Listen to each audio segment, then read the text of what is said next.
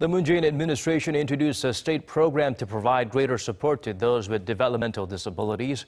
People with such conditions, as well as their families, along with lawmakers, government officials, and various experts, were invited to the nation's top office today for that announcement. Hwang Ho-jun files us this report from 청와대. 발달 장애인들은 다른 장애인들보다 살아가기가 훨씬 힘이 듭니다. 우리 부모님들도 발달 장애 아이들을 키우기가 참으로 힘듭니다. The South Korean president's remarks came during a meeting at the Blue House Monday morning where he unveiled the government's comprehensive plan to support people with a range of developmental disabilities. It was attended by about 160 people, including people living with such conditions and their families.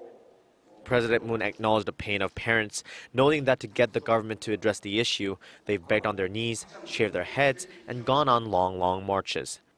President Moon said it's about time the nation helps with their burden. 부모님들은 내가 하루라도 더 살아서 아이들보다 끝까지 아이들을 돌볼 수 있었으면 좋겠다라는 것이 가장 큰 소원이라고 합니다. 그런 아픈 마음에 대해서 우리 사회가 얼마나 이제 따뜻하게 이렇게 마음을 보여주는지 그런 이제 반성이 듭니다. The new measures were announced by South Korea's Minister of Health and Welfare, according to whom the government plans to give those with developmental disabilities lifelong care. For example, by the year 2022, the government will establish 60 new daycare centers for children with physical and mental disabilities and increase the number of special education schools to 197 from the current 174, adding more than 1,200 special classes. The government will seek to expand employment for those with severe disabilities and establish an income security system for them as well. Informational and educational support for parents will also be provided.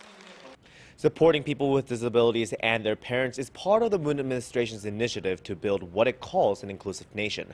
Though he noted the new plan won't fix everything, President Moon pledged to continue expanding and developing support measures like this as long as he's in office. Hwang Ho-jun, Arirang News.